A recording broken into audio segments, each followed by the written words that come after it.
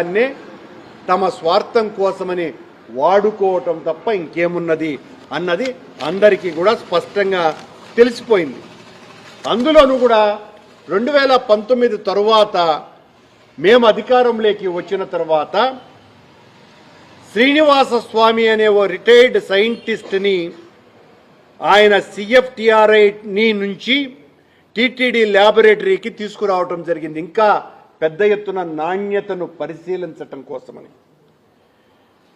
Lab యొక్క స్ట్రెంగ్త్ని టెక్నీషియన్స్ని పెంచటం జరిగింది. 12 మందిని ల్యాబ్ టెక్నీషియన్స్ని మా వాళ్ళు పెంచటం జరిగింది 2019 తర్వాత. అలాగే శాంపుల్ కలెక్షన్స్ను కూడా డిఫరెంట్ చోట్లలో తీసుకునేటువంటి సిస్టాన్ని కూడా మేము ఏర్పాటు చేయటం జరిగింది. ఏదో ఒక చోటనే శాంపుల్ తీసుకునేటువంటి సిస్టమ్ కాకుండా డిఫరెంట్ ఒకే ట్యాంకర్ నుండి తీసుకునేటువంటి నెయ్యి 3-4 చోట్ల వాటి యొక్క నాణ్యతను పరిశీలించడానికి వాటి తీసుకునేటువంటి వ్యవస్థను తీసుకురావటం జరిగింది.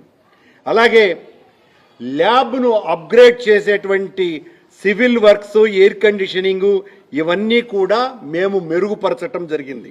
అలాగే కమలవర్ధన్ ఐఏఎస్ అనేటువంటి సీనియర్ మోస్ట్ ఐఏఎస్ ఆఫీసర్ని ల్యాబ్ యొక్క అప్గ్రేడేషన్కు సంబంధించి టెస్టింగ్ ఫెసిలిటీస్కి సంబంధించి ఆయన సూచనలు తెలుసుకోవటం జరిగింది.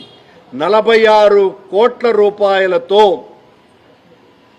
గీకి సంబంధించినటువంటి ఎస్టాబ్లిష్మెంట్కు సంబంధించిన ఎన్డీడీపీ రిపోర్టు వాళ్ళ యొక్క సలహాతో ల్యాబ్ను మరింత ఆధునీకరించటానికి 8 కోట్ల రూపాయలు వెచ్చించి టెండర్ను కూడా రిలీజ్ చేయటం జరిగింది. కానీ అది ఒకరే రావటంతో టెండరింగ్ ప్రాసెస్ మా సమయంలో లేట్ అయింది. ఎక్కడా కూడా మేము ఎంత పకడ్బందీగా చిన్న తప్పు కూడా జరగటానికి వీల్లేదు అని జగన్మోహన్ రెడ్డి గారి ప్రభుత్వం తీసుకున్నటువంటి జాగ్రత్తలు ఇవి.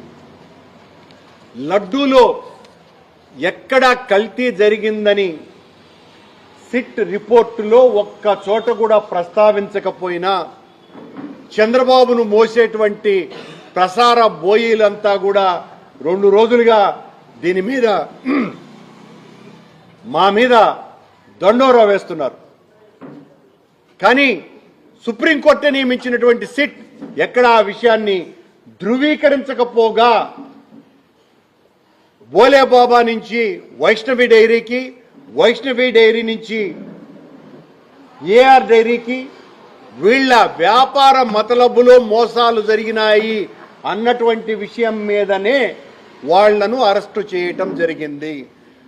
ఆ సిట్ రిమాండ్ రిపోర్టు ఈ రోజున అందరి చేతుల్లోనూ కూడా ఉన్నది. కానీ పనిగట్టుకొని చంద్రబాబు నాయుడు గారు చేసిన విమర్శ ఏంటి, పవన్ కళ్యాణ్ గారు చేసినటువంటి విమర్శ ఏంటి? పవన్ కళ్యాణ్ గారు అయితే మరింత ముందుకెళ్ళి ఆయన తిరుపతిలో పవనానంద స్వామి వేషం వేసుకొని వచ్చి తిరుపతి నడివీధిలో